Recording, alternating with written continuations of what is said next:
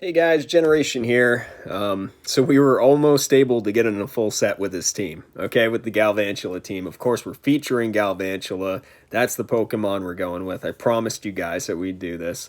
As you know, on this channel, we don't have the fancy editing and all that type of stuff or the music, but we get into PvP the way PvP should be gotten into. It's a competitive thing. It should be an esport, in my opinion. But anyway, let's go. So the first match was a white screen.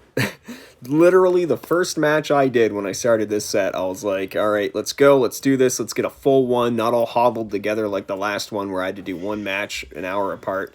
But anyway, yeah, so this is our second match. So we're starting off 0-1 to a white screen. We lost to Niantic. We're going to throw a Moonblast here against this thing. I want it to think that we don't have... in a situation like this, when you already have energy, it's going to do about the same amount of damage as the Grass Knot. But I want them to think, hey, he doesn't have the Grass Knot. So maybe we can get another charge move in without him thinking, and we might even get the debuff on it. So it's kind of worth it, in my opinion, since we're two fast moves ahead. To at least try and get that debuff, at least kind of getting his psyche about it. Now he's going to be seeing the Grass Knot, right? So here comes the Galarian Stunfisk, getting hit with the Grass Knot. We got him below 50% health, which is perfect. Cresselia loves having a Pokemon below 50% health because it starts getting shields, right? They start worrying. They're like, oh no, is this Grass Knot going to kill me? We're going to overcharge a little bit on the Cresselia, so we kind of throw them off as to the count. Grass Knot is just one of those moves where you kind of don't want them counting your moves. You want to be able to throw one, and then maybe two fast moves later throw another one, and then, you know, five fast moves later throw another one. So it kind of throws your opponent off. So what we're going to do here is we're going to win this matchup. I believe I shield here. I hope I do anyway. No, I don't. Okay, so we let him go down. Usually what I do is try to win that matchup, but since he was only one fire spin away, we decided to go that route. So here comes the Altaria. Altaria is, of course, going to use Sky Attack, which is resisted against Alolan Marowak, but we want to preserve this Alolan Marowak because obviously whatever's in the back is going to be weak to it. So what are we going to do? Throw the Bone Club, right? Remember, build up to the biggest charge move you have. Sow that discord, make them confused about what you're going to throw, and now we're the one throwing bone clubs and getting shields. All you old school people, or people who have been here since day one, I say old school, it's been like a week, but know that I'm horrible at calling these. The one time that I try to call a bait and I get shadow balled like 4 times in a row. But anyway, yeah, so we bring Galvantula back out. Of course, we're going to have to use one of our shields eventually, so here it goes. Use the shield. We're going to Volt Switch down and see what he's got in the back that he was afraid of Marowak with. Let's see. And our opponent throws in. Well, I think he's waiting out a switch timer. He's a little nervous. Here comes a lunge, a Zoomerl. Perfect. So we're going to get his last shield here. The only thing that we care about is the debuff. Yep, so we're going to get his last shield. He thought it was a discharge. So whenever they're up shields like that, go ahead and throw the lunge. So that way, if they do shield, at least you get something out of it, as long as you can get to that second move. If you can't get to that second move and the match depends on it, throw the discharge. So at least that way you have a chance of winning. But we already know that this is a one matchup now. We've won this game. Here it comes. Go ahead and knock out the Galvantula. Here's the Ice Beam. Of course, we come in with the Shadow Ball already ready. Take out the Azumarill. Okay, Azumarill's down. And Fire Spin, but it doesn't even matter. It's a done game.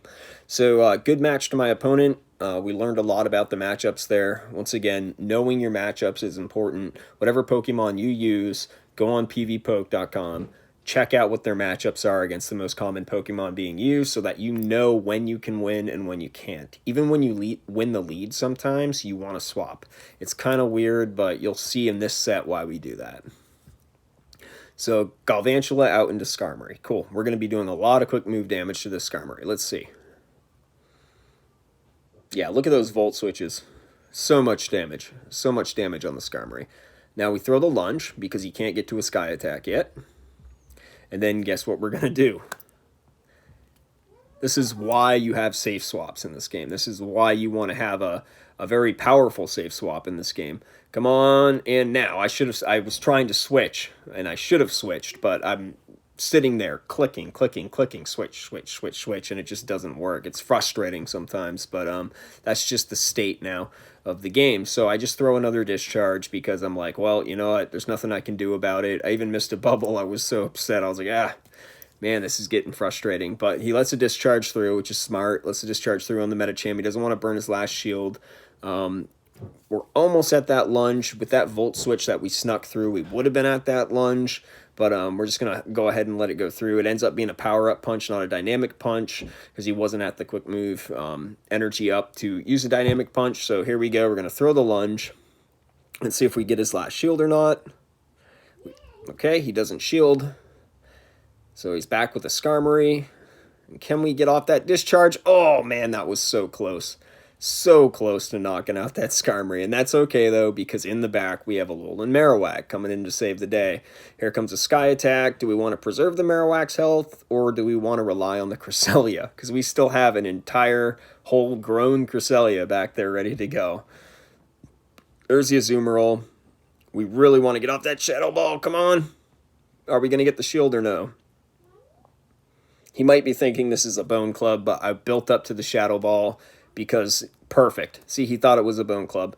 We built up to the Shadow Ball because we wanted to, sow discord, make him confused, make him be like, all right, is this a bait? I have to call the bait in order to win. And that was his win condition. He had to call the bait. There's the Play Rough, and now we're just going to Grass Knot spam. So we build up to full energy, and he just backs out of that game. He knows he's lost. Good game to my opponent. So now let's get into the next game. See, it's great when you can kind of learn those matchups so that you know you're going to be ahead. So that by the time you hit endgame like that, you've got a whole Cresselia. We had our safe swap ready for that Azumarill. Your safe swap should be able to handle Azumarill, whether it's Whiscash, whether it's Cresselia. You want to be able to make sure you can handle that Azumarill. So let's see what we got here. Deoxys Defense Form. Okay, so we went over this last video. Deoxys Defense Form can knock out Galvantula, but Galvantula can also knock out Deoxys Defense Form. So that's one of those situations where you do want to throw and get out of dodge, right? He's not going to shield, I don't think. I mean, typically people who lead Deoxys Defense Form are not going to shield the first move. So here he goes. Attack fell. Out comes Cresselia, right?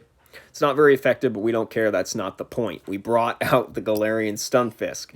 This is the thing, guys. Everybody's running G-Fisk right now. Everybody is. And if you can draw that thing out, perfect. So we're going to throw our Grass Knot. There we go.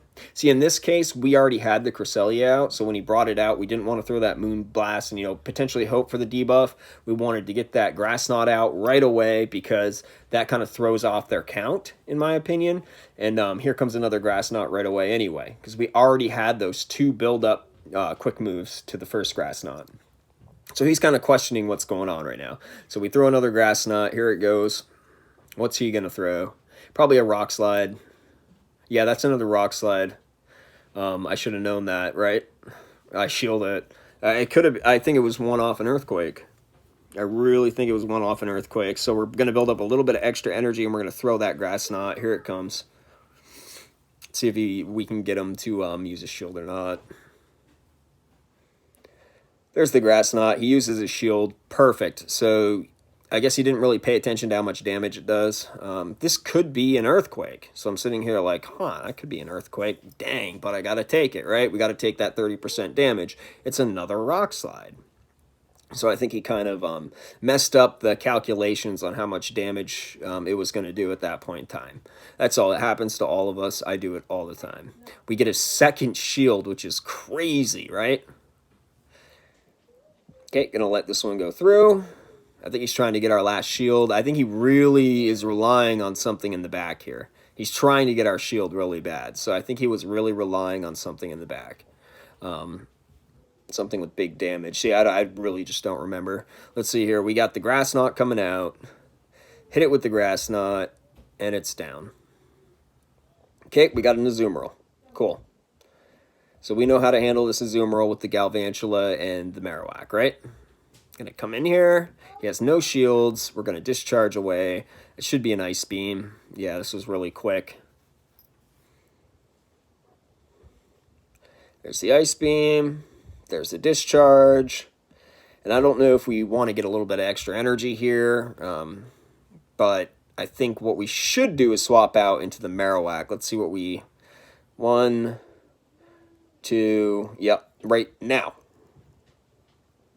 But he brings out the Deoxys defense. And that's okay, because now we have a running start against the Azumarill. So no problem. Rock Slide, no problem. Bring in the Alolan Marowak. Going to get a running start here. It's going to be super effective, but Deoxys defense form does not have a really high attack value, so it's going to be fine. Let's see how much it does. Okay, about 50% damage. Perfect. So we're going to Bone Club it down. He has no more shields. See you later. And now we know that the Azumarill in the back is only going to be able to get to an Ice Beam. So we're good. We know we've won this match at this point. We know, okay, it's only going to be an Ice Beam. He can't kill us with an Ice Beam. It's resisted, and we're going to be taking him out either with a Bone Club or with Fire Spins. We honestly could just Fire Spin him down, but I think I don't want to take the chance. Yeah, we could have taken another Bubble Beam or Quick Move and then taken him out with our Fire Spin, but I didn't want to risk it, so I chucked the Bone Club. Kind of habit to build up a little bit of extra energy there when I know I can survive another quick move. Okay, so we won that one. I'm glad we got this many battles in a row that we can actually sit here and go through, talk through together, and learn something together, because, man, this lag has been horrible. So Hador, Poke. Hello, Hador. Let's get into this match and see how he does. So we lead with Galvantula, of course. Here comes Mawile. That's what I like to see. I love to see people doing this, man. Good job on leading the Mawile. Now, we say see you later, because we know how this match goes. And the good thing about playing teams like this is that you know how they work, right? You know how these teams work. He's going to save his shields for that Mawile. His Mawile is his ticket out of here. At least he thinks, because he doesn't know we have an Alolan Marowak in the back. So what do we got coming in now? It doesn't matter. We're not going to shield it, right? Worst comes to worst, we reveal the Marowak, but we're not going to shield it because we want to be able to get this thing down and work on the next Pokemon. So we get the Grass Knot off. Is he going to shield? Probably not. Once again, he's probably banking on that Mawile. It's, again, one of those, like, you know, one of those teams that you're really gambling with, because you have to gamble that your opponent doesn't have the Alolan Marowak in the back, or like with our team, that you have something to handle the Marowak, but, you know, you got to line it up correctly. So here comes the Mawile again. We're going to throw a Grass Knot just before he's able to get rid of us. Actually, no, we weren't. So we're going to shield because we know we'll get a shield out of him, right? This is the only time when you, like, instead of sacking your character, you throw up the shield, you throw out the Grass Knot, you get the shield from them, and then you bring in the counter, right? You bring in something that can handle it, and that's exactly what we're going to do. So now we've successfully lined up the Alolan Marowak, and, you know, do your worst. Do your worst with the Shadow Mawile. So here it comes. Power-up punch. That's fine, whatever. Do whatever you want. And we have a Gardevoir in the back. So we're going to throw the Shadow Ball. He has 2 shields still. I think he was really planning on us not having a Fire Spin Pokemon in the back to take care of that Mawile. And he was saving his shields for it. But, you know, I threw the Shadow Ball just in case. Here comes the Bone Club. We knew we could get to the Bone Club. And let's see here. And we get the second shield. Cool. So we're going to be able to almost burn this thing down. Just about. We still have a shield ourselves. He's completely out of shields because he's running a Triple Shadow team. Triple Shadow teams are a roll of the dice. They really are. So now we are able to get to a charged move and say see you later to the Mawile. And that's going to be a good game from this opponent. Triple Shadow teams, I think that's really cool. I think it's really spicy, but it is a roll of the dice. It's one of those things, again, that I talk about where it's like one of those 3-2 type teams where you can pretty much count on a 3-2 because it's luck of the odds. And right now in this meta, halfway through rank 8, it's going to be, you know, one of those situations. So yeah, as you guys can see here, we got a 4-1 on that set. It kind of sucks that we had to deal with another issue as far as, you know, a white screen. I don't know if I'm going to be playing any more matches tonight. just because of the white screen. But guys, Galvantula, great Pokemon. Power it up. Henry, I saw that you had a Joltik. Go ahead and power that thing up, bro. Yeah, Joltik Galvantula is totally worth it. So just my opinion, guys. I will see you later. Thanks for stopping by. Peace.